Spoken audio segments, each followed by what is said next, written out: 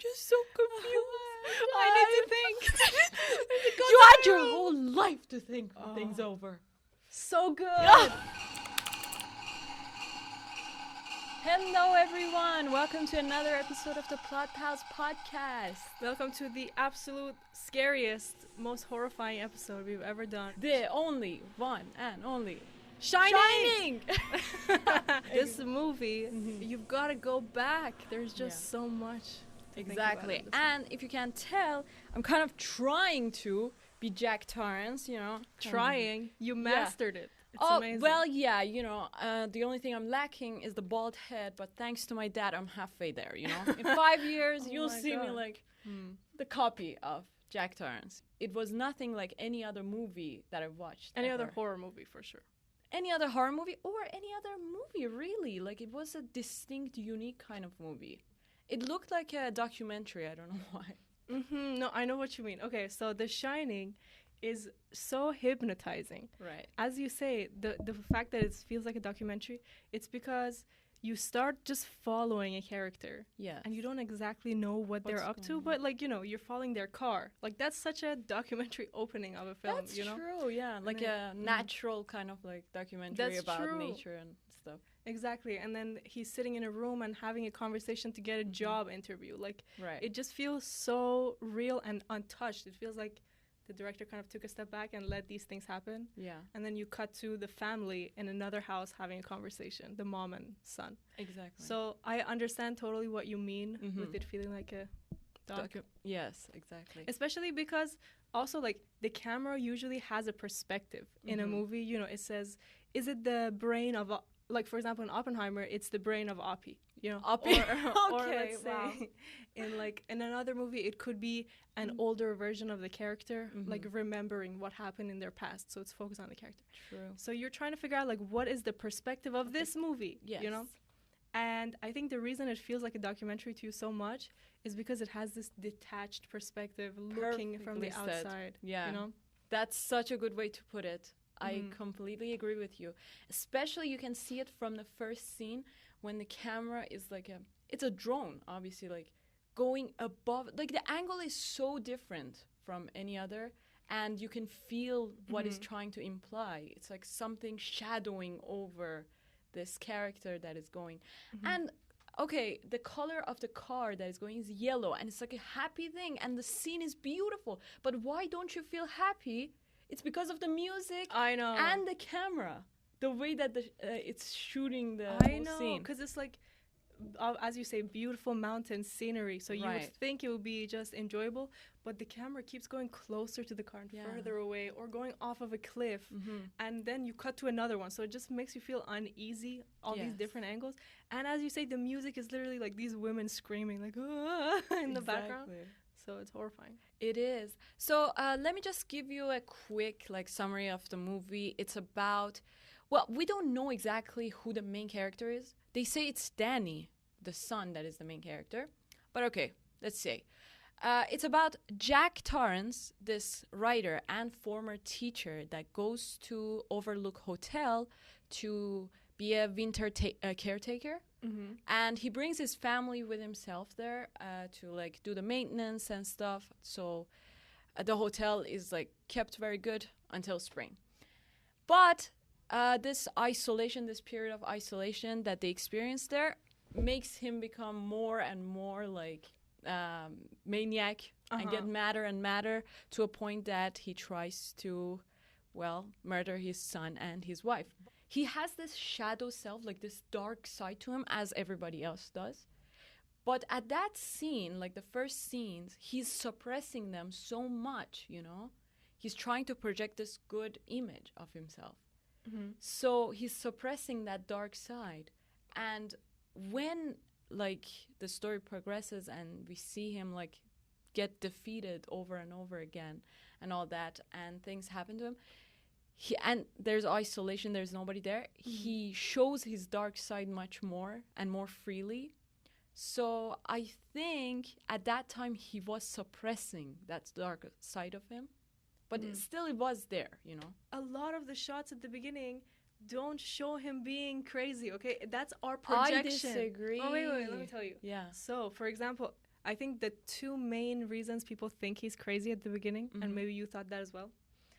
One is when they're in the car and then the kid asks, who was that group of people?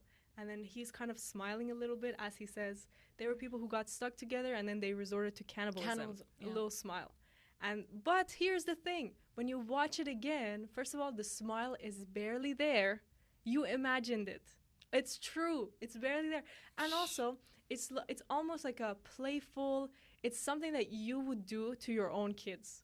Or to anyone, you know, like, it's just such a dark story and you want to see their reaction. So you're just saying it and waiting to see what they will say. So it's a very straight plate. And then another one is, of course, when he's doing the interview and then the guy says, the last person here murdered his family. Yes. And that's when people think, you know, this guy's crazy because he doesn't react at all. That's true. Now, here's the thing. If you watch it, his face is blank. You know, he's just listening. And keep in mind, he wants this job, right? So he can't get hired anywhere else. He's an alcoholic and he needs like this quiet place. So he wants to get the job. Right. And he's sitting there. His face is totally blank. But we project onto that he's evil because that's what we want to believe. Well, you know what? I think watching the whole movie and coming back again, I'm kind of thinking he unconsciously knew that he was part of this hotel. Like, consciously, he didn't know that he was back. But unconsciously, at some point, he knew that he was part of this hotel and that he would do anything for it. So he didn't feel really that bad, like when even the story was told to him by Mr. Allman, this manager. He didn't react that much, even though like a normal person would react a little bit, you know? And he was just like... Well, he did react. He was like, wow, that's a story, you know? Yeah. Exactly. And he's a writer. Think about that, you know? He's sitting there, somebody's telling him a story, and he's just compiling those into his, could I write a story about this? You know, how interesting. Why did this person go crazy at the hotel? Right. Like, I cannot wait to stay here and see what he went through. So he's thinking all of that, and then right after he smiles at the person who's going to give him the job, of course, you know. He's like, oh, don't worry about it. Like, this won't happen with me, of course. Yes. I'm on his side. Okay. Get it. Here's the thing. So and then another scene after that, after he gets the job, right, the guy is like, let me show you to your room. And he does not say, all right, let's go see the room. He says, I better collect my family first. Isn't he such a family man? He wants to get his family all to go look at the room together. Actually, I don't know why from the get-go, like, I didn't think of him as a family man. He was never really there for the family. I don't know why. Like, he wasn't present. The only scene I remembered with him and his son was the one that they were talking, like he was sitting on bed, at the edge of the bed, and the son came. Oh, yeah. And he sat on his lap, and they talked, which is also a scary kind of scene, like, kind of creepy. But still, like, that's the only time they talk, actually, I feel like. Or, yeah, there are the car scenes and stuff, but, like, Bond or something. So it kind of makes me think he's not really there for the family. Like, he's not. We talked about this while we were watching the movie. I said that men that don't get, like, validation from their family, they seek that validation from work. So I think that's what's happening with him, too. Like, he just wants to get validation and his sense of worth from his work. Right. Which I think everyone wants that, too, you know? Right. Like, even if you have a good relationship with your family, you still want to succeed outside of this family dynamic and have other people say that what you're doing is worth it and that's true. You're changing the world somehow. So I feel like it's fair that he's trying to. That's why he wants to be a writer. Like, all he cares about, I think, is sharing his ideas with the world. And so, to be honest, I don't agree that he's like, I mean, I agree totally that he's detached from his family, yes, but I don't think that he doesn't care about them because even me and you, I don't know about you, maybe you spend a lot more time with your family, but this week, like, I've just been so detached from my family, like, just saying hello and it feels bad for me. I know it feels bad for them. And it's just been that, like, as I've been trying to struggle through my script and, like, working on it or not working on it, and I don't know what I'm doing. So I feel like it's not that he doesn't care about his family, it's just that the pressure of losing his job, now looking for a new job, and starting somewhere that, like, he also knows his family can't be happy about. Like, there's no kids for Danny to play with. I'm sure he realizes this. He realizes his wife is going to be all alone here. So there's like all this guilt of because of his inability to find a good job or write his script, his family is being put in this place. So he almost like distances them to not even hear their complaints, to act like he's also in pain, you know? Right. So that they could all connect. They could all kind of feel bad for him instead of just realizing their own pain. So he keeps getting disconnected from his family like this. But I don't think that he hates them to start with. Yeah. Because that would make his character too simple. That's true. And I mean, if Kubrick was in the room and he said, you know, you're stupid, like my intention was that he would be evil from the beginning, then I would say, I'm sorry, I'm wrong. But like, there's something about it. Like, even though he looks so closed off and acting crazy, I still do think the intention of the book is there, that the front side of him is not bad. You know? Exactly. He does love his family, of course, but years and years of not being able to be that provider, that strong, dominant, like, provider, that kind of, like, got to him at the end, and it made him, like, mad like this. That's the thing. Like, so he's trying to find his life purpose, of course. Yes. I feel like writers try to find it through their art, okay? And he cannot write a single line. So first you imagine that pain of being in this hotel, being in this place behind your typewriter for months and not writing a page, you know? So he feels just awful here. And then his wife, on the other hand, she's having a bad time too, but she feels fulfilled because she's taking care of the child. Right. So the wife who gave birth to this kid, I feel like if you look at it from the very outside and not try to put like sexism or anything on there, you could say that the wife's job was to create life and to take care of this kid. Right. And so she probably feels pretty fulfilled. Like, from her performance, you could also tell, you know, she just wants to go on a walk, go enjoy the weather. Like, my job here is done. I just have to make sure this kid grows up to be a good person and doesn't get hurt. Right. So she feels all fulfilled. He doesn't at all, because he didn't give birth. You know, his purpose is still to be filled. Yes. And so when he's looking at this woman who's just so happy, like, he doesn't understand. Yeah. You know? And each time in the movie, if you realize somebody compliments either the kid or the woman, he gets mad and he wants to, like, at the end, the last straw for him to, like, kill and decide to kill his wife is when the Grady guy says that your wife is a strong woman, like, much stronger than we imagine. And he, like, that's, like, the last thing. He says, I have to, like, go and take care of this business. So, I can, like, really imagine what happened there in the whole, like, story and their family dynamic.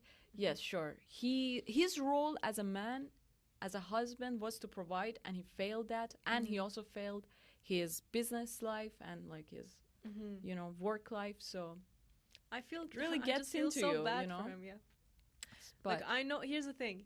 He was trying to murder his family, but he didn't succeed at it, you know?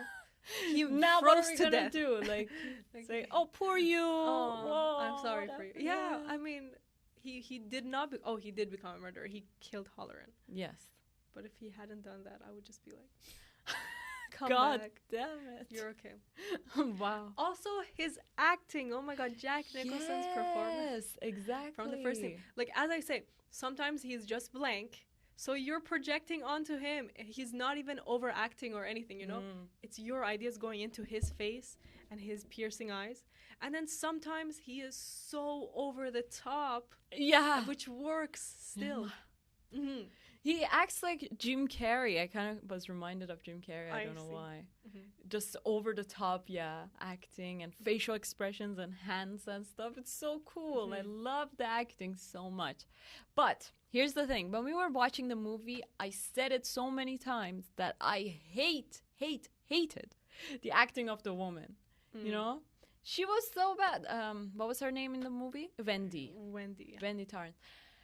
It was such a bad acting. But then I watched some interviews and I was like, oh my God, this poor girl, this poor actress. Here's the thing. She went through so much. She went through so much. Also, I think her performance grows in your head. Like, that's true. First of all, you pile on it the first time you watch because you're seeing Jack's performance, that is just like amazingly iconic. Right. But when I watched it again, this was like my 5th time watching it, and I was actually seeing how nuanced it is, and like how she's playing this simple woman well. Okay, so there's one thing, is that she's just way too simple in the film, right? It's like people have needs and wants, and they want to get things. Yeah. And for her, it was just the need to be happy, or like the need to connect to his husband. It's even not clear. You don't even know what the goal of this character was. It's just like, it's such a two-dimensional character. You know, you can't even say what they wanted, what's their need. What were they even about? That's the thing. Like, didn't have any personality. This character lacked any kind of personality. So I didn't like that at all. But I don't think that that's the actor's fault, because that has to do with the writing and with the choice of scenes. You know, they could have shown one scene where she was after something, where she lost her temper, like in a way that was, you could accept that it makes sense that she's losing her temper. But they didn't show that. With the scenes that she had to act, where they said, okay, now walk from this room to the other, you could always see that she was thinking of something, you know, even if it was very simple, like, I want my kid not to worry about anything. Like, you could actually see nuances in her acting that I did not notice in the previous times. Right. And also, imagine, like, she looked horrified for the whole so time, long. like from the beginning, even before any action happened. Not really. From the beginning. From the beginning, she looked so happy. I don't know. It's just, I think the eyes and stuff, they look so terrified. But then later, as you say, like for the second half of the movie, she has this face of fear, like of sweating. Your face is red. You have a knife in your hand. You're shaking. So that was good. I mean, like, it's so iconic. You know, that's the face of fear, I feel like, in everyone's mind forever. Exactly. That is the face of fear. And she is such a good actress for the fear parts. But I don't think for like the normal parts, because in the first half, she like comes in the hall when he's typing, he's writing stuff.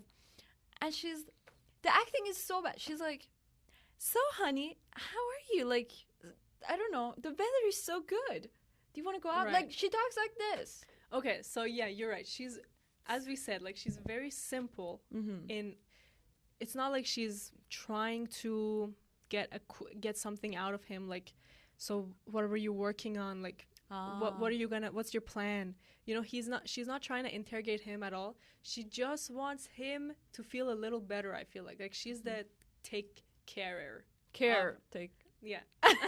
She's a take care of the take care of this hotel. So she's like trying to, you know, she's saying that he's so glum. He's fucking like, he's about to have a mental breakdown behind his typewriter. And she comes and she's like, do you want me to bring you sandwiches? Look, the weather's nice outside. You know, it's not all about your book. There's other things going on. Don't be so grouchy. You know, that's what she's saying. I'm not grouchy. Yeah. And then he does this thing where he hits himself in the head. That was so good. But here's the thing, like, I know you hated it, and I hated it too, trust me. But when you go back, you actually see, like, there was some point to her being so stupid. So, like, yeah, one-dimensional. And here's another thing. So I think the editor and Stanley Kubrick did her dirty. Yes. And here's how. You know why?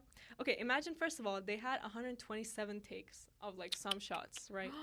But they chose the one that was in the film. So if it's a little weird, like, for example, the one that really stands out to me is the one where she's like, how could you?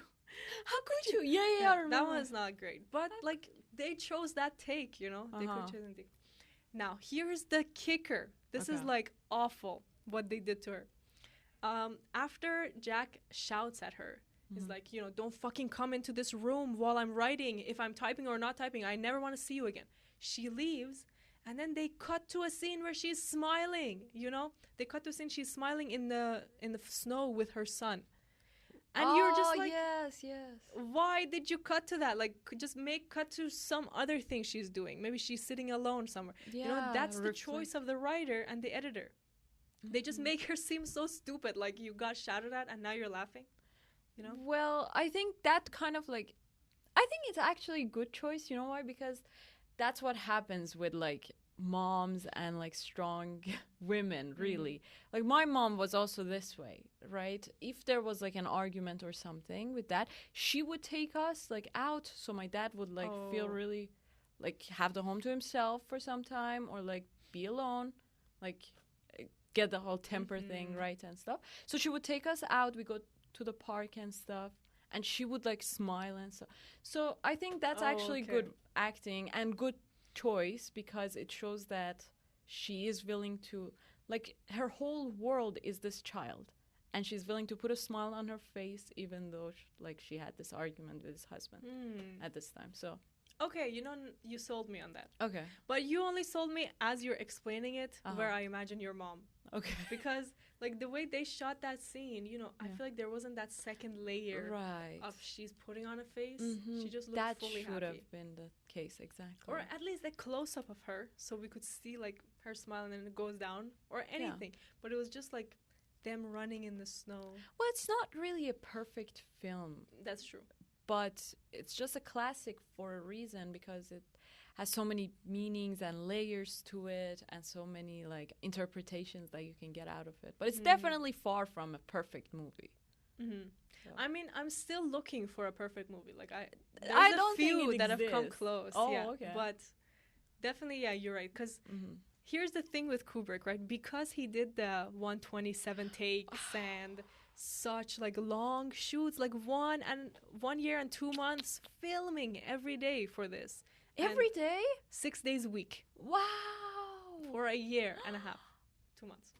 And also, of course, like, I don't know, a year of pre-production. Yes. So because of all these, you think every detail in the film is on purpose. I know, right? And I don't think it is. Yeah, exactly. Like, I went to watch it again. Like, I watched it 2 times, and the second time, every scene I would pause and try to analyze it, just because of the fact that I knew it was like a 1-year movie, and this director is huge, and he's like known for all these hidden meanings and symbols and stuff that he puts in, and Easter eggs that he puts in the movies.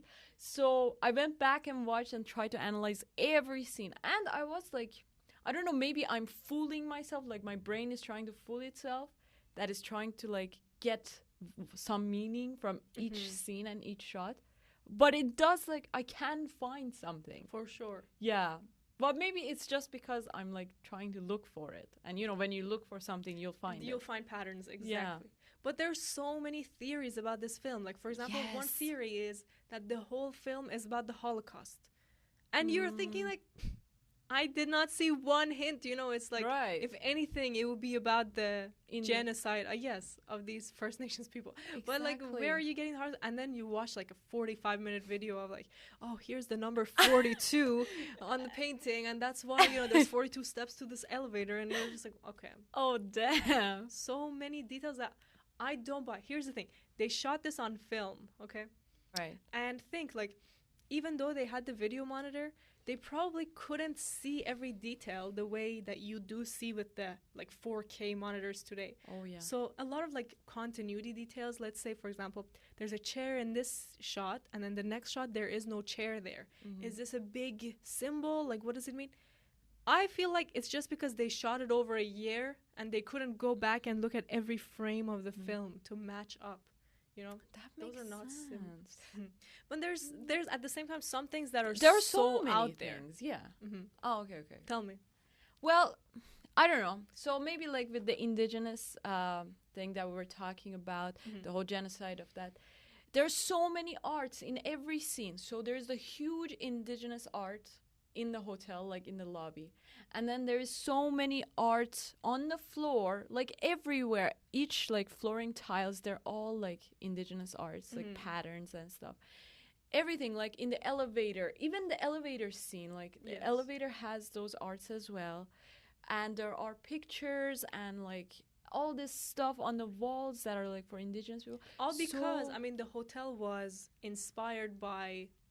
Oh, because it was built on a burial ground. Right. They decided to make the hotel look like an homage to the indigenous. I think it's actually not just because of that, but one of the big themes of the movie is racism. So that's why. And even like the whole scene of the, the blood coming out of the elevator, the famous scene of that, which, by the way, took them a long time to shoot, I bet. Yeah, did you did research on that? Not that particular scene, no. Apparently, it took them so many takes, and it wasn't at the end like what Kubrick wanted. But they did it so much that they chose this one. But it's so hard to do that. Can you imagine? This much splashes, blood, yes. Then you have to clean it and do it all again. Not even the cleaning. Like, forget about the cleaning. Imagine the blood comes and then there's the splashing. Like, it hits these furniture and stuff and it has to, like, splash, right? And it goes up. So how did they do that? I wonder. I don't know. And one of the, like, objections that Kubrick had was the fact that it didn't look like blood. And I agree. It didn't really. You know, blood is so, like... thick. It is. It was, like, mostly, like, water, really, coming. Interesting. It's not as flowy. So, yeah. That's, like, I think one of the big themes, as I said again, in the movie is racism. And the whole, like, the Overlook Hotel, I think, as a whole, represents America. Okay, overlooking, so you're going through I'm doing theory. Some, America as a nation overlooking the whole, like, a genocide that they have done and trying to put a smile on their face and do anything to, like, put a cover on what they did. That's what I'm thinking. So then why does he go crazy, would you say, in that theory? Why does he go crazy? Because he's trying to defend this face of, you know, what he does, like, at the end is because of the hotel. He's part of this hotel, and whatever he does is because of that. Like, he's not even a person anymore. He's part of something bigger. And he's a white man that is trying to, like, protect this image of this hotel. I think that's why. I love that theory. Okay. I mean, there's one line he says as he's taking his drink, that this is the white man's burden. And bourbon. No, he says burden. I know. He says burden, but then give me a bourbon before, because I have the white man's burden. Something like that. Yeah. But the thing is, I thought it had to do with alcohol. Like, the white man's burden is being an alcoholic. I don't know. That's not even true. But with your theory, like, you can think about how the white man's burden is, of course, what they did to the indigenous when they came over and took these lands.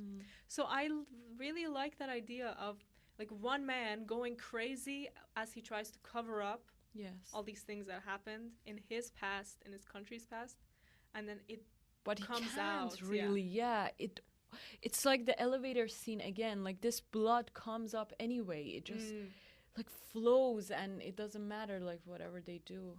It comes back again and again. Like, as he said, as what was this character? This black guy, Dick Halloran. Yes, so he's talking to Danny in that scene.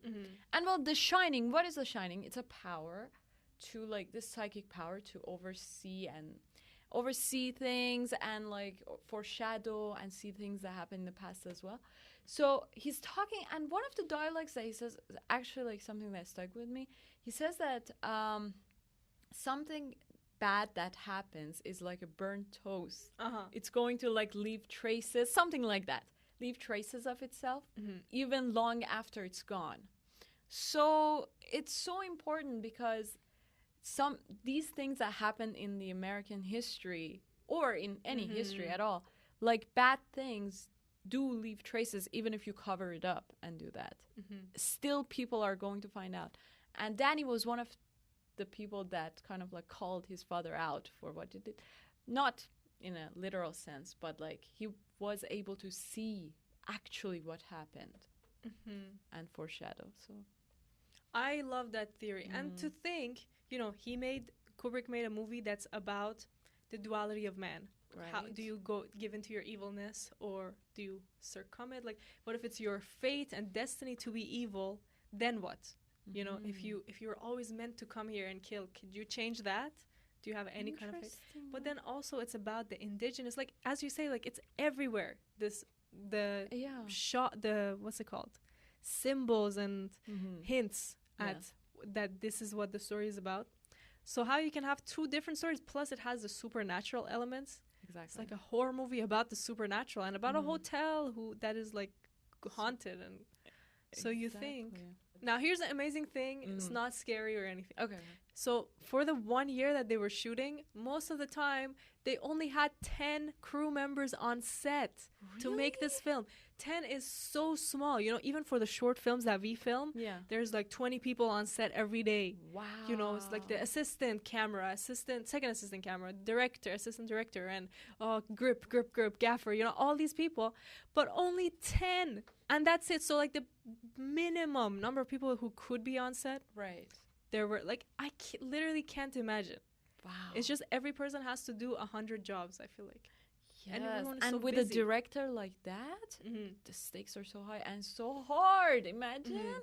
It's so hard. At the same time, it's like a family. Like it's just these 10 people there figuring everything out of a feature film. Like I feel like these Marvel films have 1,000 people in the background. Oh, helping, really? You think know? So? Hundreds at least. Yeah, and they shoot them, of course, in studios and yes, stuff I with know. green screens and the whole costumes and all that. Yeah, it's crazy. So the fact that he did this, and I think that's why he could do it for a year, because he only had 10 people, you know. He has to convince these 10 people to stay and help him. I can't imagine how much it costs them, though, if they shoot for 1 year, 6 days a week.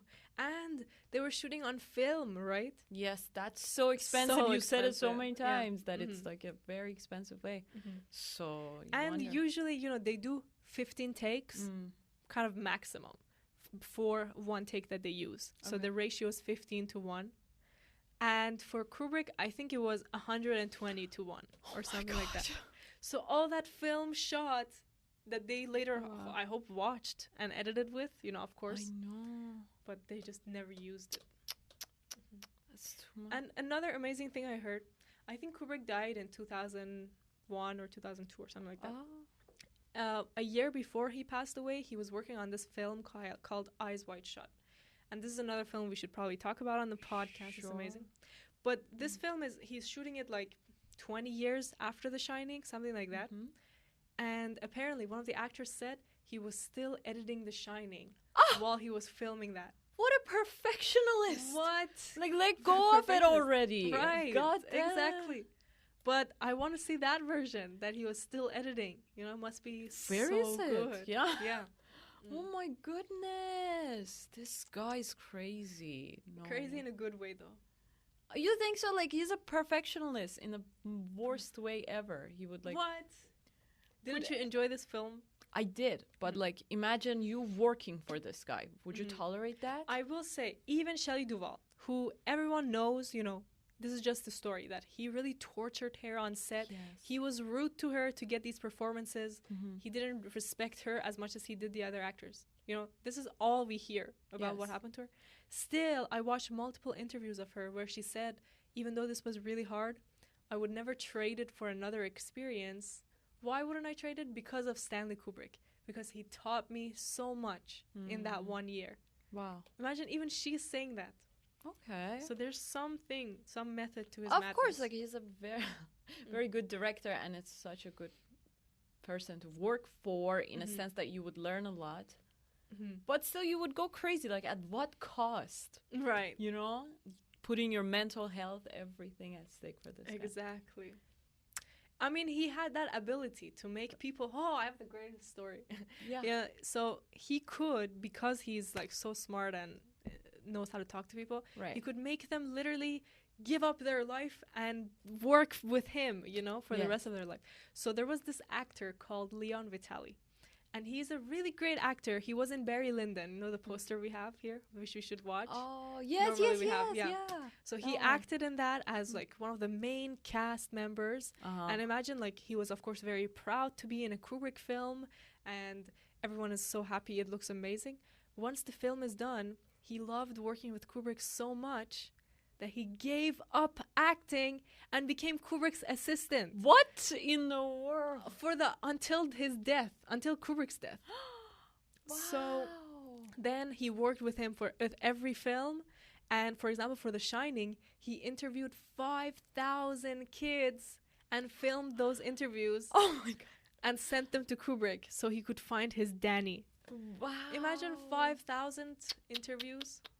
Oh my God. And that's like literally one of his jobs. One job that he did in the millions. why would you do that to Why would you give up acting? After being in a Kubrick film, like, you could have done so many other films, you know?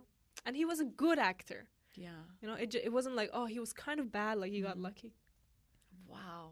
Oh my God, crazy story. Kubrick is insane. But probably he has this quality to him that makes people want to work with him, despite his personality. No, I hear his personality is really soft and funny. Oh, you know? okay. Not like his films much. Yeah. Despite his perfectionist traits. That's the thing. Definitely, like, good directors have this thing about them, for sure. Right. There's so many things, like, in the movie that he put in, and everything is thought over, I'm sure. Like the colors. We talked about that as well before. Exactly. So many, like, each color that I see, it's like a colorful movie too. Like, first with the car being yellow, and then the hotel rooms, like the bathroom scene, you know, that bathtub. The room is green. Like, it's like abnormally green, because no other wall is that color, and then this one is like this. And then red colors for walls and stuff. Lots of reds, lots of blues. Everything is also pastel, it feels like. Yes. And then the deep colors stand out because everything is so light, you know, light yellow, light blue. Exactly. And then suddenly there's a red thing. Yeah, even the room they're staying in is pink. So when they go to this is what I thought of the bathtub scene. So he goes there, and then the room is like, it does resemble his room, like their bathroom as well. Like it is, yeah, so much. Exactly. The bed is there, you walk in, and then there's the bathroom, the layout and all that is so similar. And then it's green. So green is like a color that symbolizes immortality, apparently, and rebirth and reborn and stuff like this. So this woman that is there, like, she comes out of the bathtub, and at this point, like, he has this smile on his face. Did you notice that too? I know. Yeah, something crazy. Well, here's the thing. Like, I know it's very bad that he goes in and immediately cheats. I know. Okay? But the way they shot it, you buy that thing could happen. Yes. You know, because here's a guy going into a room that everyone else is scared to go in. Right. So no one will come into this room ever. It's just him, and then there's a cute woman, naked, wanting to kiss him. And he's like, wow, my life is made. You know, the next few months at the hotel, I'll come into this room whenever. Crazy. So nice, right? So you're just fully on his side. Like, well, you're not on his side, but you're thinking, go for it. Yeah. But then what happens is that when they're actually making out and kissing, he looks at the mirror and then he sees this disgusting, rotted woman, you know? So it's like mirrors have so many meanings in this movie. He sees you can see the real face of each person with the mirrors. Now, here's one thing with the perspective that we kind of talked about before. So I try to watch it for like every single shot, try and see who could this camera be. Right. And starting, of course, it's very clear it's a ghost, you know, it's the cars and it's a ghost. And then we come in and we watch the interview. It's very simply shot. So there's like the one camera on one side looking, one on the other. It doesn't necessarily feel like a ghost or anything. No. But let's just say every shot that moves in any way, like if it moves left to right or close and back, that's for sure a ghost. Okay. And so that you start to then check off, like, okay, all of these make sense. This could be a ghost, this could be a ghost. And then what really couldn't be, sometimes it jumps right into the perspective of one of these three characters. Okay. And it's always Danny. So when we're with Danny, it doesn't feel like, sometimes it does feel like we're following him, of course, with a tricycle. But other times it's a close-up on his face. Right. And they almost never do that with any other character. While with Danny, multiple times they show his face screaming, he's covering his face, or he's looking intensely at the Holleran, for example. Right. The ghosts are the most powerful. They can control Jack, and they have kind of power over Wendy and all that. But Danny sees them. Danny, of course, he sees the little girls and everything from the beginning. Right. So every time we are with Danny, it's like because he's a smarter being and he has these powers, we kind of jump into his perspective. Like we see the world through his eyes. And then when we go back to Jack, we turn into one of the ghosts again who are watching. Now this you would have to like go back and see if you agree with me or not. I see. Yes, I have to like again watch it again. But there's sure. so many what's the word here, like hints that this is the case. And so that's what really made me think, when we're with Danny, we see through his eyes, and that's why we only see Halloran. We don't see the wider where both of them are sitting in the frame. That's so interesting. I know. What a good It's one of those things that you have to go back and like look at every shot. Right. And then a lot of other shots are the ghosts. So I feel like these are the two perspectives. Well, yeah, you're right, because a lot of shots with Jack are like from very far away sometimes. Like you see it when he's writing and stuff. It's a wide shot, like from the lobby, like from the stairs you're looking. Or like you see both of them talking, like wife and Jack. Both of them are talking. So it's always someone, it's like a third person watching. But yes, with Danny, it's always so different because we almost never get a reaction shot of the characters that much. Or we do get, but... Yeah, like every time we see the visions, of course, we see it right through Danny's eyes. Like we see the little girls looking into the camera because it's as if we are Danny. And then we cut to a super close-up of his face, of looking back at it. That's so interesting. Danny, well, of course, he's such a great character. And I loved this whole Tony thing, Oh, you that did? he had going on. Yes. I think when we were watching, I said that it's like a defense mechanism for him. I agree, because at times, like, when he's traumatized or sees these visions and stuff, he goes back and talks to Tony again. Right. So I'm doing this like finger thingy. Yeah. So he does that, and it's like it feels like he seeks comfort from this. Exactly. He asks, like, is there anything to worry about? And Tony says, no, it's just like pictures. Yes. In a picture book. It's like, this is when they have kids have anxiety or something. They, of course, seek some defense mechanism, something to defend them against this. And the brain does that, like, unconsciously. But that's, like, the way I think he goes about it. But don't you think it's actually a ghost because he has shining powers? Like, it's a ghost living in his mouth? No, I kind of at first thought that he has, like, two personalities, like a personality disorder or something. Well, this is probably his power, He's kind of, like, a little bit higher than just being one person or, like, this one persona. I think he sees himself a little bit differently because of the powers, He doesn't see himself just as one person with this name, Danny, with his family and these characteristics. Right. He's a little bit, like, higher. And, in the book, Tony is Danny himself, 20 years older. Oh, so what? Tony is, like, his future self telling him what to do and what to worry about. Interesting.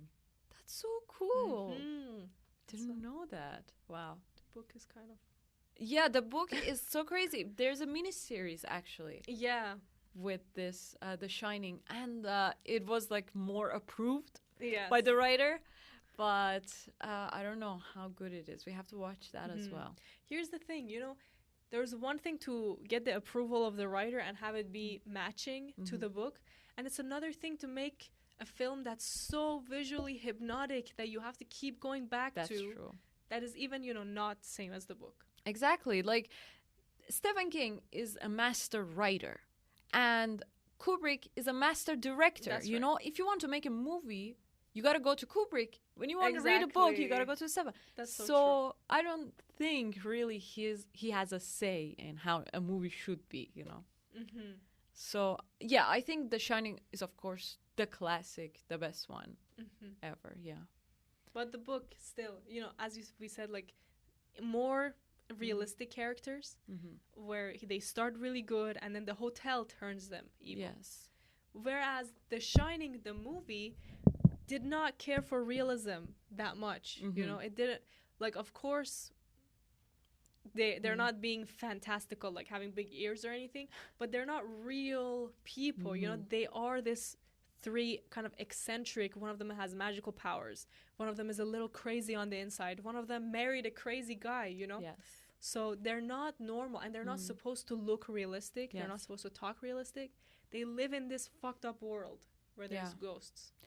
There's one scene in the movie, like in the beginnings, that Mr. Allman says that isolation could be like cause of lots of things. And he says this story of course, Grady killing his wife and two daughters. And I did a little bit of research on isolation and stuff. Oh. So one thing about it is that, okay, here's the thing. It can lead to a distorted perception of time, high levels of anxiety, and even hallucination. So a long period of isolation can lead to a different perspective on time, like perception of time and hallucination. Isn't that interesting? That's exactly what's happening. That's what happened. Yes, exactly. So kind of makes you think. Yeah. That's the thing. Like, you can never know. Was it real things they were seeing, or was it all their hallucinations? Right. Okay. So in the movie, in that scene that he goes into the gold room and there he's like, everybody is partying, they're having fun and stuff, and he walks, and then this guy Grady comes and bumps into him, and then they go to the bathroom so he can clean himself up, and then his name is like Delbert Grady, right? And I think the actual Grady that was the story about, like Charles or something. Something like this. So here he's like, oh, I love the way he acts here. Jack Nicholson. He's like, Mr. Grady? You're Mr. Grady? Exactly. Mr. Grady. Yeah. Like, it's so good. I love it so much. You killed your wife and daughter, didn't you? I know, right? I love it. Yeah, so exactly. good. And then you did it so great. I love that. Okay, so here he actually says his name, and it's different from that. And the fact that the costume that he's wearing is like a 1920s tuxedo. So you're like, this guy this Grady that the story was about, that he killed his wife and two daughters, was in 1970. Like Mr. Allman says, it was in 1970 that this happened. And this Grady that is like cleaning Jack up, he is a 1920s guy. Right. He's wearing a tuxedo from that time. So it can't be the same one. So it makes me think, when Grady says that, no, Mr. Torrance, you've always been the caretaker. It's like, okay, maybe this Jack, right? He was the Grady that also killed his wife, like in the 70s, killed his wife. So another reincarnation. So it comes back all the time, you know? Maybe that was the thing. I think that's what they're implying. Yeah, that's why they have two different names. So this Grady is just I don't know. He's a servant. Yeah, but he did still correct his wife. Correct his wife. I love that. Everyone in this hotel who comes here murders their wife and kids. It's just like part of the requirement. The tradition, the ritual. Yeah. Exactly. But, okay, I see Not kill, correct them. Exactly. Yeah. You gotta correct. Yeah. It says like, so you have to like fix them up, basically. That's it. And so he came back. Jack, he was here as possibly as Charles Grady, and then before that he was here with another name until 1920. Yes, the July 4th, 1921. Here's the thing, July 4th is again like a big American day. That's true. Duh. Yeah. Exactly. So again, going back to the theme of America and all that. Now, before we talk about the horror elements, which I know you said you didn't find it that scary, but still, you know, when you go back, like there's so much disturbing things going on. Yes.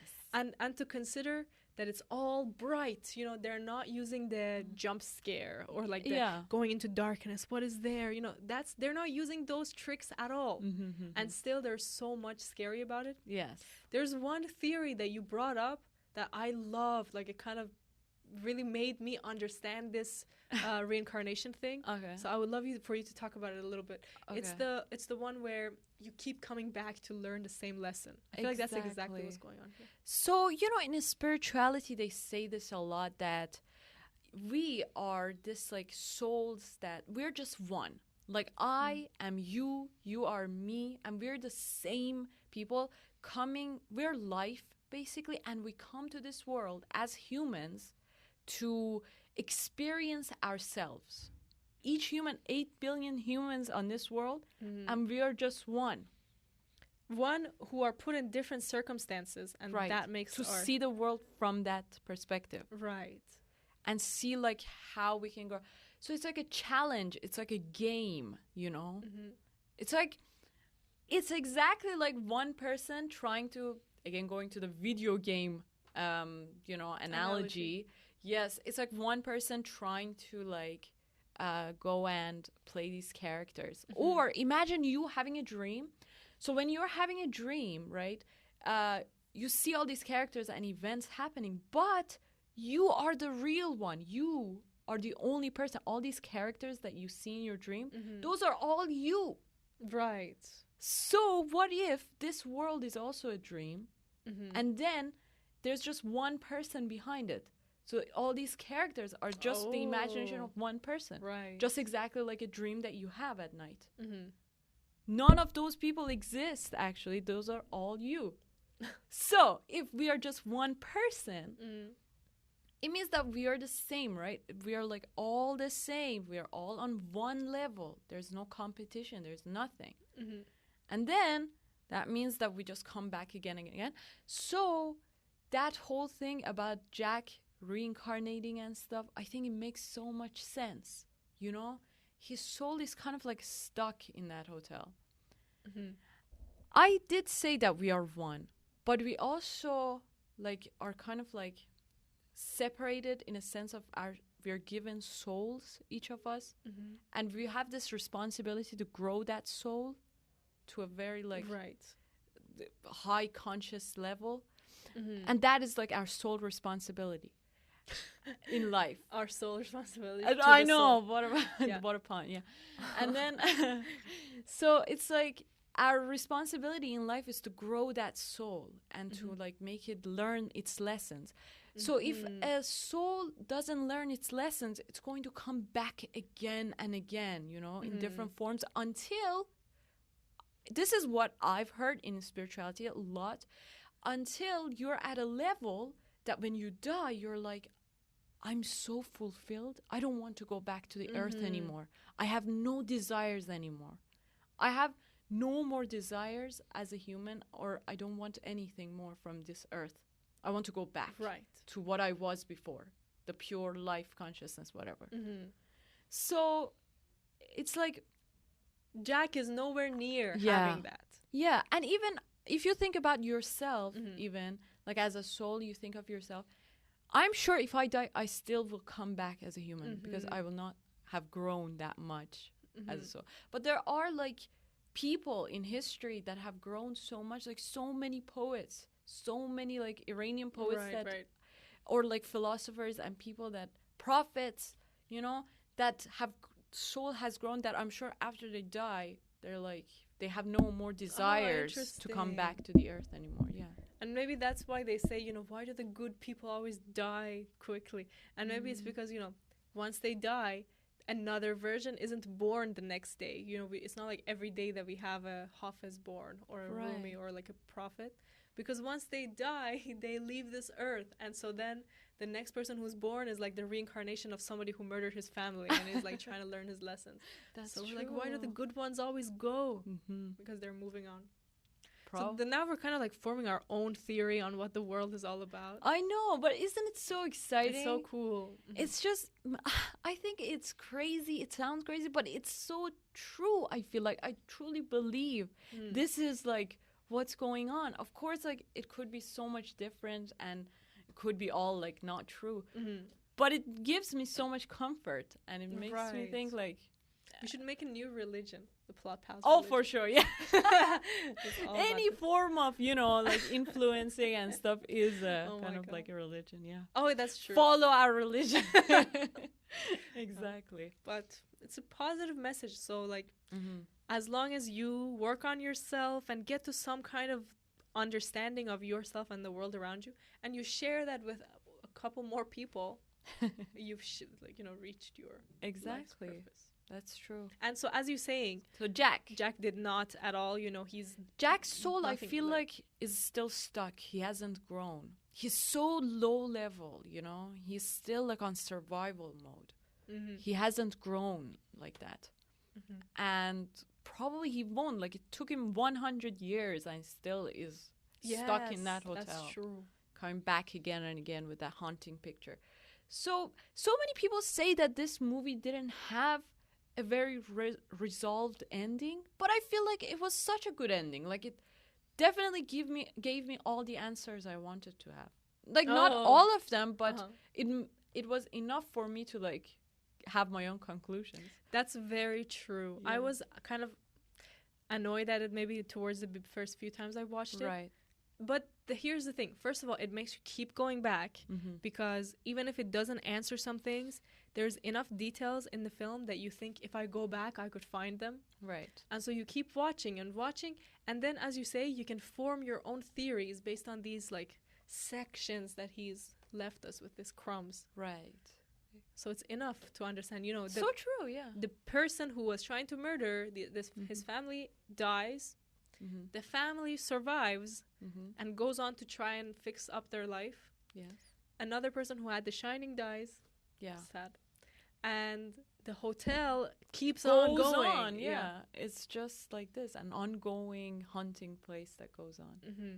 And these people just live on like nothing happened. At the end, there is like these balloons and party and this music, and you're like, okay, the party is going on still, Yeah. Exactly. And even Mr. Allman said that all the good people have been here, like presidents, like she has even royalty, have been here. And then, yes, all the good people. Right? So all the actresses, like Hollywood, I think, all this like famous celebrities and presidents even have been in this hotel. Mm-hmm.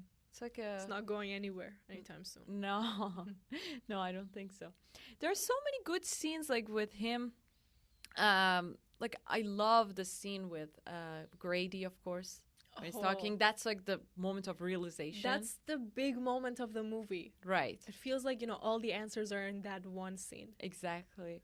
And then after that, I think, is the scene where Wendy goes to the main hall of the hotel and sees the typewriter and what he has written all these months, all this stacks of paper is just one sentence. Mm-hmm.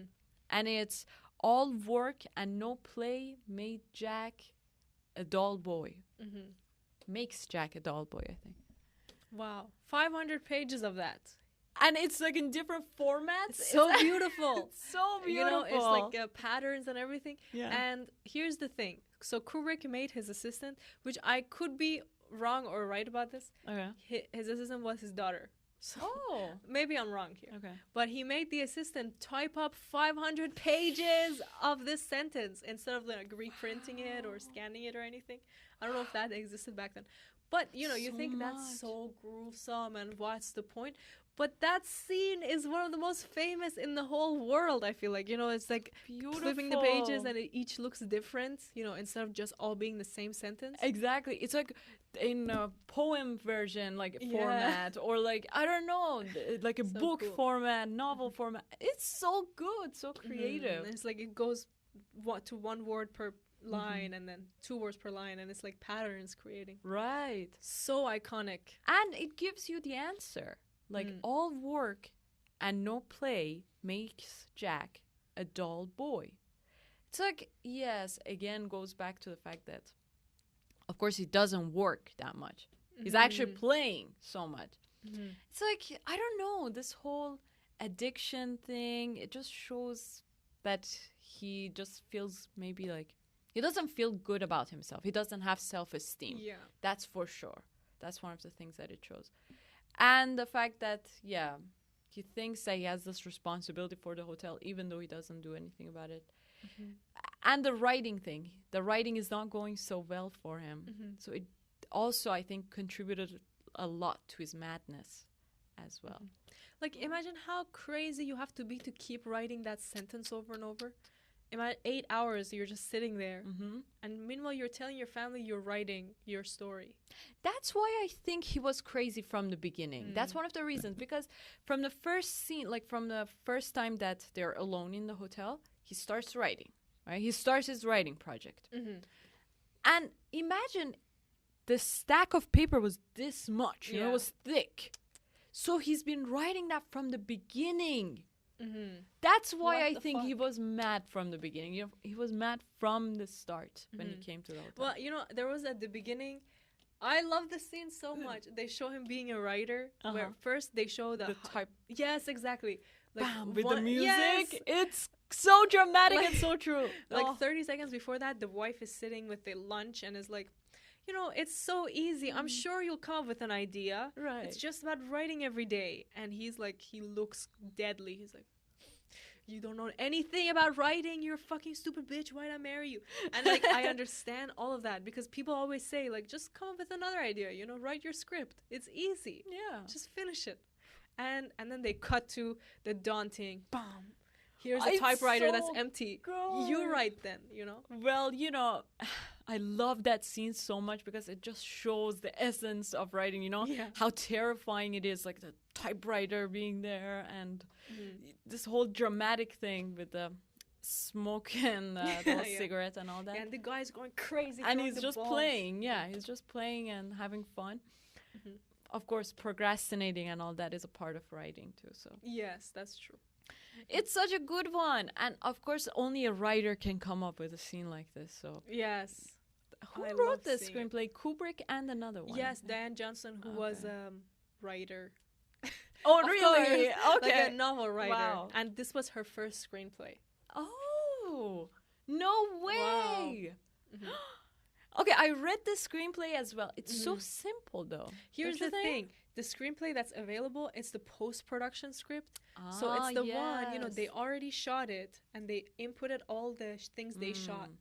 I always love reading the older script. Right, right. So you can see, like, what did they change, you know? Exactly. What's the point of this other one? Yeah, it's only for the editors, literally, to look and make sure the film is all I want to see the details, like what they wrote before, like the dialogues, like what is the description? Yeah, what was the scene? description? Yeah, how is it different from what they shot exactly? And I want to see like if the details that put in the shots and stuff is in the script as well. Yes. Do they put that, or is the director or does the director decide on the spot or like beforehand with like the producers and stuff? Like, we're going to put this picture here, and this wall has to be this color, and this has to be like that. So there is two kind of ways of going about it. There's writers like Aaron Sorkin who come from playwriting, who come from dialogue writing. You know, their kind of like specialty is characters and dialogue. So they go for really exacting dialogues that will not change. It will not be improvised. But they don't focus so much on the description and where they are. Maybe they'll just say something like, they're in an office room with windows. And then it's all up to the director to decide, you know, are we looking from the outside of the window, from outside the door, whose perspective it is. But then there's other writers who write every single shot out. Wow. And they say, you know, this is a dark room with patches of red light around, you know, and somebody walks. So it depends. I think you could do both. I see. Now, another iconic part of this, I don't even know how long it's been, but I'll tell you. Isn't it amazing how they put the title cards in? Yes, I loved it. So it starts with interview. Yes. Oh, and it's already so scary. Yeah. You know? Bam. Yes. What suddenly comes up. Because it was so calm before. You know, it wasn't calm, but it was like the horrifying music and the hypnotic shots. And you're like settling into this pattern and then interview. And then there is 1 month later, and then there's Wednesday, I think. I know. It just goes like that, Wednesday or Tuesday then, and then goes to the hours, 4 p.m. And I don't know that. 8 a.m., yeah. Oh, it's so good. Every time they use that title card, it's a scare. Yes, and it gets like much more scarier as it goes by. And gets faster too, like the rhythm. So it's like more frequent at the end. I love it. Like, it just shows there's no kind of pattern to how you make a film, how you make something scary. It was just, you know, a guy and his son talking in bed. And it's like, I would never hurt you. Don't you know that? Oh, even you saying that makes me give me the creeps. That's such a bad scene. So many people, this is one theory. So many people actually believe that this guy assaulted his child, Danny. Right. There is some, like, good evidence for this as well. So many, they say that, So, for example, the bear costume at the end, right? So it's like one scene in the movie, this Danny sees a psychiatrist and psychology. Sees a psychology. Yeah, psychology. Hi, psychology. Psychiatrist. And then, but that one obviously was like cut out, I think, from the movie. It was, There's like another version that has that. And then, when he's like sleeping, he's sleeping on a pillow that is like shaped exactly like that bear costume there. Like the eyes are the same and the like color is the same. It's just so obvious that makes you think it's not random. Yeah, exactly. And even when Danny's in the washroom the first time talking, he's kind of, his head is out of the frame, so we only see his body leaning into the washroom. Right. And it looks just like the scene where the bear guy is. His head is not visible, but his feet and body are. Yes, exactly. So that's another parallel. It and is. of course, you know, it's the parallel of them two sitting and holding each other. Well, the dad is like holding him and being creepy. And then before he can leave, we cut away. Yes. So we don't know what could have happened next. Like, would he say, go play with your toys? Or would he say, come here, baby? You know, let's do something. It was such a creepy scene, you know, the way he talks to his kid and all that. I would never hurt you. Yeah, that's so bad. Yeah, imagine, like, why would anyone say that to their kid? You should not hurt me. Why would you even bring that up? And then, here's the thing. Here's the question. Do you think that Danny was, like, his shirt was torn? Everything was, like, disheveled, and he had these bruises on his neck. So do you think it was the dad's doing or that lady in room 237? Well, here's the thing. The dad was sleeping. So I feel like it couldn't have been him unless he was sleepwalking or something. Well, you know, the scene previous to that was the one that they were with each other. Is it? Yes. Oh. Yeah. And then we cut to mom in the, what is it called? In the maintenance room. I don't know, furnace, whatever. And then she hears some sound. She goes and it's Jack having nightmares. He goes there. And then Jack is like describing his dream. And then Danny comes. Okay, I would say if that's the order, then definitely there's a possibility of that happening. But I really feel like there was a scene of Danny tricycling and the door was open. That's true too. Wasn't there? But like, was that woman real or not? I mean, Jack did touch her. Yes. And this Danny also was like, he went into that room. Maybe. The hotel is Jack. And Jack is the hotel. I think that's the thing. But to me, the hotel is the evil force and Jack is its victim. But we have to It's like go a back tragic story for Jack. He would, you know, he would have this kind of ending nevertheless. Like, he was the victim, definitely. But also, like, the dog of this hotel. Right. Like a servant. The dog, exactly. Yeah. The servant of the hotel. Wow. And wow, can you say anything about the music? You know, it was just perfection from the beginning. So good. With the use of, for sound design as well. You know, like, for example, when Danny's going on the stone, the wooden floor, and it's like... And then it gets silent when he goes on the carpet. Yeah. And back on there. So all these sound design elements of, like, the loud hitting that. And some sounds are just so bad for the ear. It's just so bad. I don't know, it's violin or something. It's just so bad. And you just feel so uneasy and disturbed. The whole time, you know, so ghostly. And sometimes the shots, you know, don't deserve that kind of scary music. Like, for example, the gold room is dark, you know, and that's scary. But then he turns the light on and it looks like the most beautiful room. The lights are on. And as he's walking in, they're playing the scariest music. You know, Really? it's building up. It's like, woo. And it's like, what? You know, the music is doing so much of the heavy lifting in making this film scary. That's true, because like the lighting, nothing else does. The editing is not contributing to the editing is a little bit still, with like the cuts to the interview and where they choose to show something or not. Right. But yeah, the music, the colors and all that, like they didn't I don't know, at that time, of course, there was no color like correcting and editing, of course. There was. Actually, yeah, in my class the other day, somebody said there was no color correcting at that time, and my professor was like, "You are stupid. That's wrong. There was always color correcting." And I was like, wow. Okay. Oh. She didn't say that. Okay.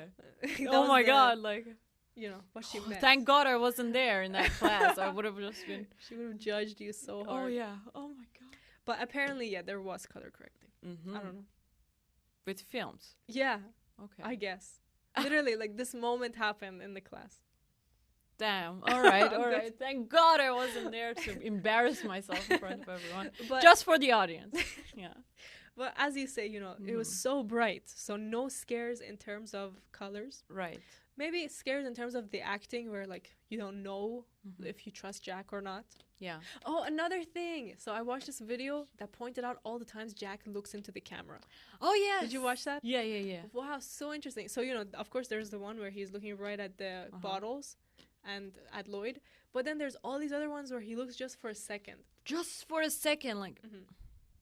And here's the thing, you know, if there's 60, 70 takes per shot, I'm sure there's one take that he didn't look, you know, but they chose this take still. And you would think, you know, maybe this performance was just amazing and they had to use it even though he looked at the camera. But if they do that 20 times during the movie of him just looking for one frame and looking away, then it makes you think maybe this was their reason, like, to make him more menacing and to make the audience feel less for sure. Safe, as well, to show like the audience are the ghosts and maybe he sees the ghosts. You know? Yeah, I think that was the reason. Okay, the first time that I was watching, I noticed that.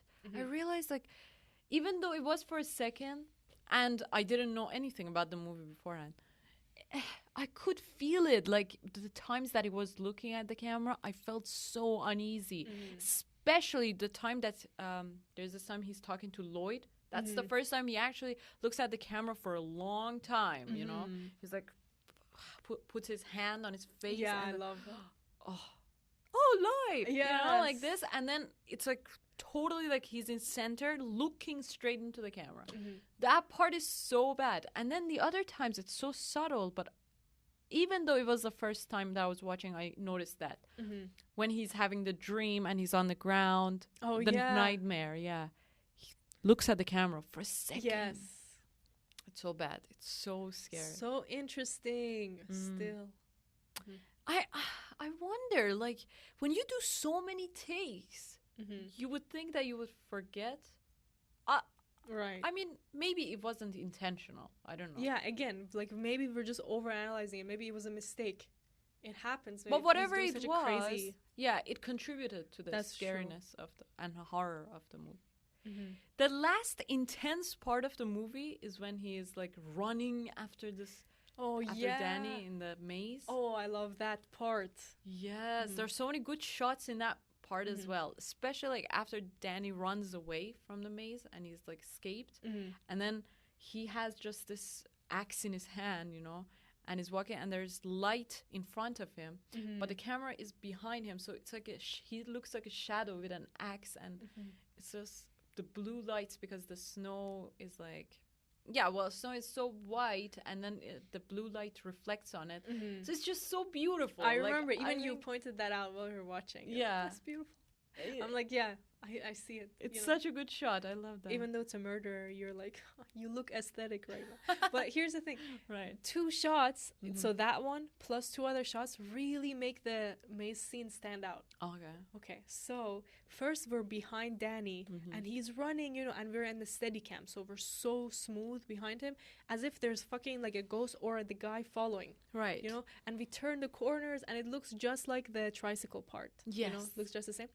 And from there, that we're far away from Danny, we cut to Jack so close, you know, right in Jack's face. That's so bad. Like, and imagine, he's like, oh, yeah, he can't walk really well, so he's like leaned forward. Yes, and it's so scary the way he's just going and then just repeating these words. I don't know, calling Danny or saying "come here" or something like that. Exactly. So crazy. And imagine like the camera is here, you know. So it's right in his face. Okay. We are in his space. We feel like, oh my God, let me step back. Why am I so close to you? And so this juxtaposition of first Danny is here, the camera is so far away, and suddenly Jack is right on top, you know. Yes. Imagine if we are Danny, you just feel how close he could be. And it just shows like the choice of where you put the camera makes all the difference, and the performances. Yeah, like imagine if you wanted to shoot that and you would just take the whole body of this guy as he's running. Or I don't know, it would maybe just be like different. Or maybe just from above, behind. You know, it's just so not what it's supposed to be. Like, you gotta make it from Danny's perspective. It has to be a little bit lower in his face to make it crazy. Yeah. And Danny's so smart, you know. He came back and walked on the foot tracks. What the hell? Like, when that was happening, when he was just leaving the footprints, I was like, you're done. Like, I've seen this movie 6 times. I'm just like, what the fuck? How do you get out of there? I don't remember. What? Yeah. And then he starts walking back in this slow motion. It's so good. And the fact that the actor didn't know this was a horror movie. Really? Yeah, you didn't know that? The kid not know. didn't know it was a horror movie. That's how they took care of him. Until he was in, like, 17. He was like in his teenage years. Amazing. He watched the whole movie. I was going to say his performance is so good, but he didn't even know the kind of film he's in. I know, right? And when I was watching it the second time, knowing that he didn't know, I was like, wow, it makes sense. Okay. Oh, okay. Because, yeah, every time that there is like the dad with the axe or like some violent scenes, he's not there really. Like, you could have shot it without him. I see. It's very possible. But he does a lot of these, like... I know. So how could he have not known? Even one of them that is, like, he is in bed, I think, after being, like, assaulted. That's true, and all that. And he's just choking. Yeah, and water, saliva coming out of his mouth. It's just so intense. I don't know. Magical. That's amazing. Like, the fact that he did it so convincingly. Yes. That you can't tell. And there was an interview of him later. He was like, oh, I thought I was just making $5 or $6 from this movie. Turns out I was making $500. Wow. And everyone starts laughing because, like, he's making way more than $500. Right. The parents probably didn't tell him. Oh, my God. Yeah, but these poor kid actors, you know. Parents take all the money for them. Well, you know, one thing... Now, you would think that this kind of superpowers and psychic things don't exist and all that. But I'm going to tell you a story, actually a real-life one, that happened to my dad. And it's just so crazy. So, I don't know if I said it before, but not. My dad was like, it's like his college years and stuff. He was in his dorm, sleeping. He had a dream that he was being hanged in front of everyone, right? Okay. That was like the dream. And then his family was there, everyone was there. And then he is like, at the last moment, now he feels really light. He felt like nothing like before. He had this really different feeling. He could see light. He could feel really light. It's like he wasn't in this heavy body anymore. And he was seeing his family like from another perspective, as it felt like. And they were like shrieking and, I don't know, grieving and stuff. And he was just saying, no, calm down. There's nothing. Why are you doing this? Don't, like, stress yourselves. It's okay. It's really good. And then, at that moment that he was really feeling good, suddenly his roommate comes and knocks on the door and wakes him up. Now he wakes up. It's a normal day. It's a weekend. He goes out to buy some bread and stuff. And on his way back to the dorm, there's this old man that makes him stop and tells him, why are you still alive? It's so creepy. He says, why are you still alive? What the hell? My dad wasn't able to say anything to him. It's like his mouth was shut. I don't know. I told him, why didn't you, like, ask him something? He said, I don't know. At that moment, I didn't even know what to say. And then I just walked past and the guy went. And that's it. Like, The guy. That's so I got like goosebumps. But anyway, that's one thing. And then months later, they called him, I think, from, I don't know, this government place, office. They call like this family and stuff and say that this person with this name is dead, like we have it on file. And they have to, like, these, our relatives and family has had to go to this office, the government office, to testimony and say that no, this person is alive, in fact. What? I know, that's crazy. What does that even mean? I have no idea.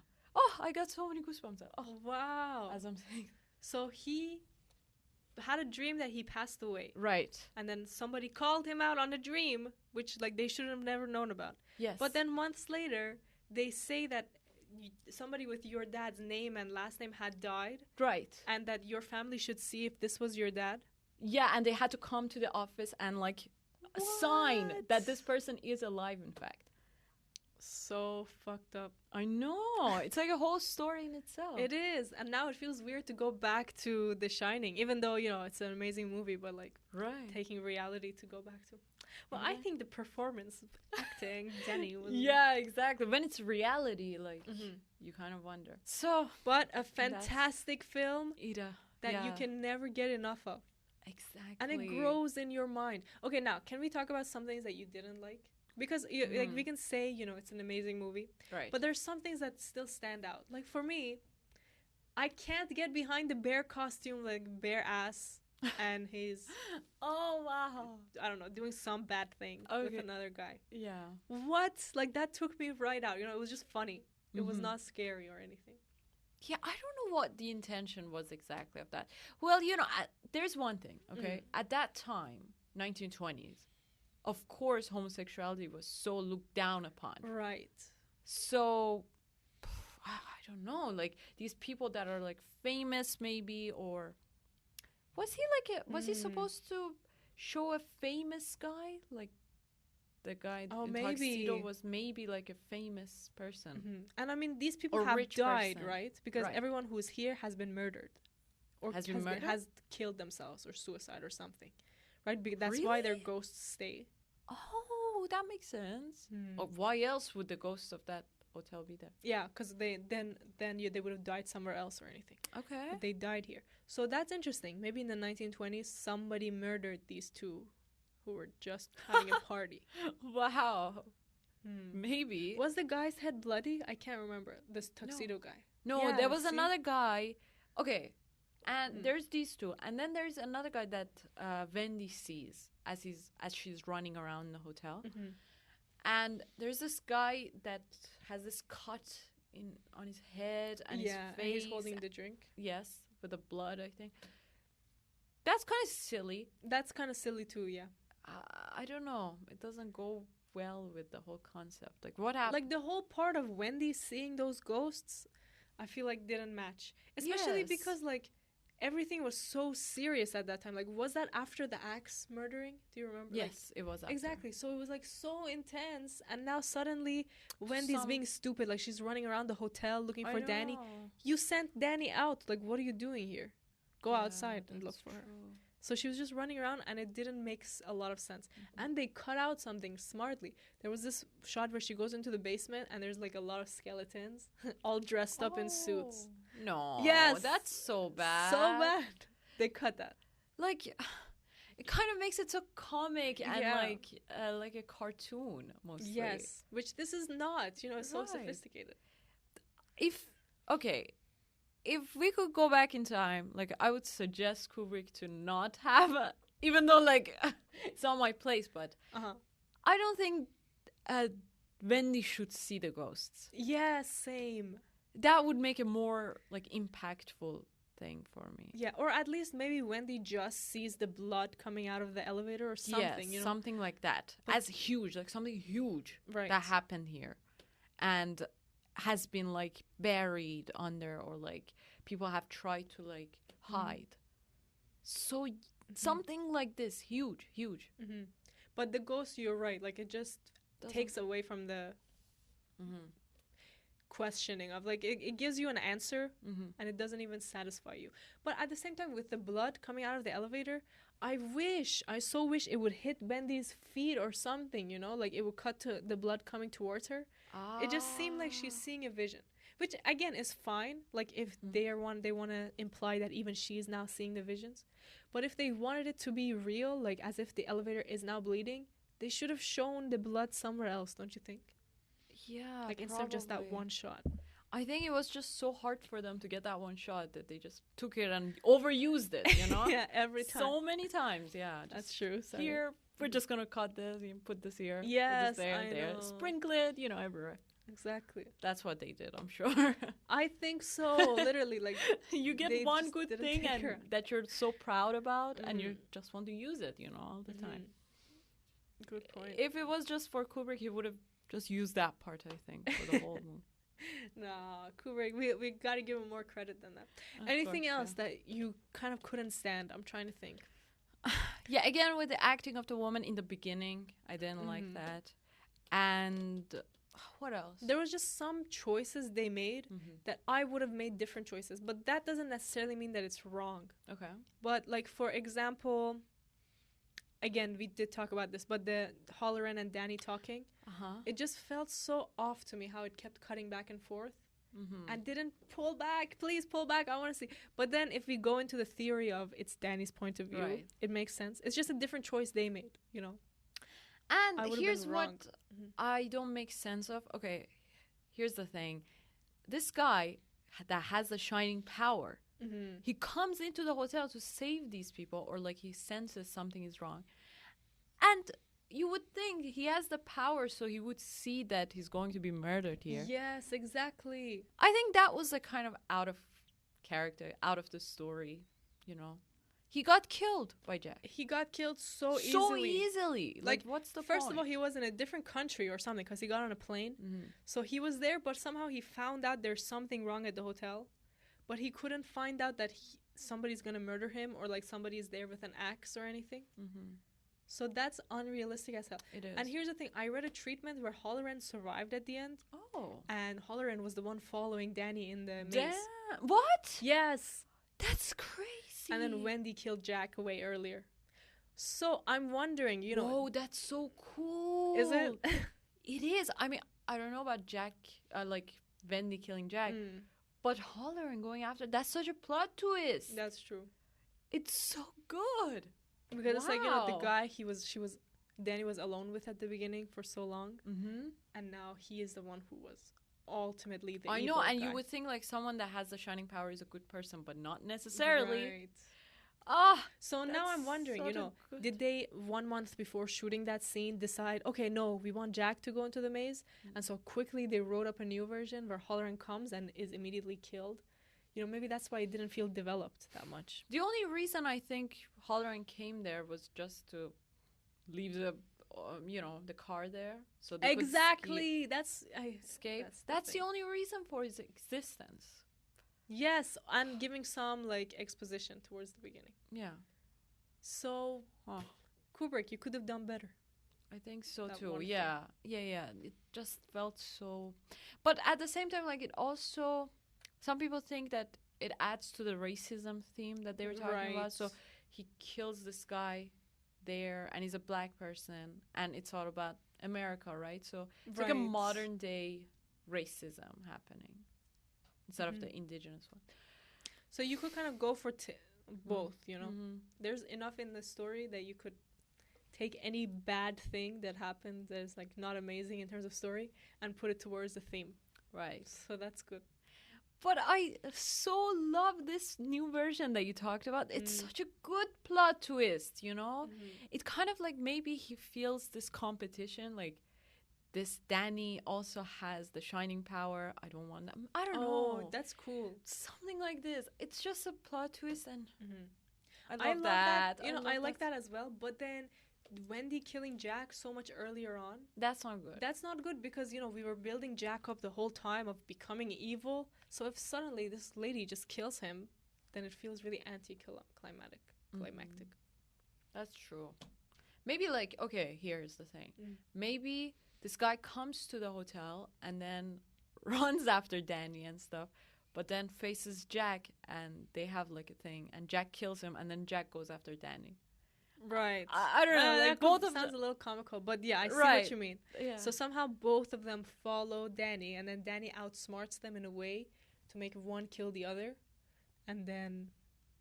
Sure, it feels like Home Alone now. Yeah, I know. Yeah, that's the comical thing. Okay, yeah, but still, like, I think they made the good decision. Whatever. Still, yes. Just Halloran died a little too early. Like too you just early. said a bunch of like, hello, anyone there? Hello. Yeah. You're out of here. Go. Bye. Yeah. Thanks for the car. Appreciate it. Goodbye. That's But it's so amazing. Like, you know that scene, you did mention this, where Wendy's on the phone and she's like, it was so nice talking to you. Bye. Over and out. Like, so sad. You know, she hasn't talked to anyone in months. Exactly. That craving for human contact and human touch. The husband barely talks to her, you know, and the kid is just like, yes, mom, no, mom. Like, kid no is convo. Just so dissociated, you know, he's just not there. Just on another dimension, you know. What more can you say? Yes, exactly. So she's the only normal one, I think. So in conclusion, I think they did Wendy dirty in the editing a bit, and her performance was pretty good, you know, even though it was one-dimensional. Yeah. Jack was evil from the beginning. Or my idea is that, but well, I said, like, I think he suppresses his evil side. He has it. It's trying to overflow, you know. It's trying to come out of him, but he's suppressing it. But then, as time goes by, he's letting it all go. The dark side. Exactly. I mean, they did say, I don't know if this was about the movie or the book, but they say it's all about the duality of man, of having the dark side and the light side. Yeah. With so many Carl Jung stuff, and there's one scene of his book being in the shot. I did think Carl Jung was Chinese. I'm sorry. We were like talking we were the other walking day. and talking. That's so bad. I was like, we were in Chinatown. and we were talking about The Shining and all that, and then after Carl Jung, you were like, you know, there's other Chinese philosophers that have really interesting ideas about this. And I was like Carl Jung. And you were about to murder me. You're like, you must be crazy. You're never read a book in your life. Carl Jung is not Chinese. And I was like, Jung? Ignorant. J-U-N-G. Jung is not Chinese? Yeah, it's not the Young Street. It's it's Young, Carl Jung. So I searched him up. You know, I still don't believe you. I'm like, it's Chinese. So I searched up Carl Jung. And she's like, yeah, I'm going to embarrass you right now. I'm going to rub it in your face. He's Chinese, I'm telling you. And so I pull up, you know, it's the whitest man. Carl Jung. Whitest man to ever is exist. German. Yes. I was wrong. I'm sorry. Friends with Freud. What more can you say? Oh my God. That's true. God. I don't know. Like, I just had this image in my head of him being Chinese. I get it, though. Sorry. But, you know. That's like, this generation, you know? They don't get it. They're not like the 20s kids that knew Carl Jung and Freud. Right. Exactly. But, you know, his ideas are in the film. Yes, that's definitely. Subconscious Chinese mind. or not. Oh, okay. His ideas are what matters, not his nationality. Oh, yeah, sure. That's the only thing. So I would say for Halloween, let's fucking... dress up as... Yes, Jack and Wendy. Or Danny. My favorite line. Here's Johnny. Wow, it's so love good. It. Darling, Does the he? light of my life. Oh, I Put the love bat down. I'm not going to kill you. I'm not going to hurt you. I'm just going to bash your head in. His lines are so charismatic. They're so good. Here's the thing. The bat scene is amazing. Where he's like, I'm just worried. You're just worried? You know, yeah. Exactly. So, okay, let's do it right now. Are you down? Sure. Let's start I'll be Wendy. Okay. I'm just worried about Danny. You're just worried about Danny? Jack, don't talk to me like that. Why? Give me one reason I shouldn't talk like Get away. I want to go to the hospital.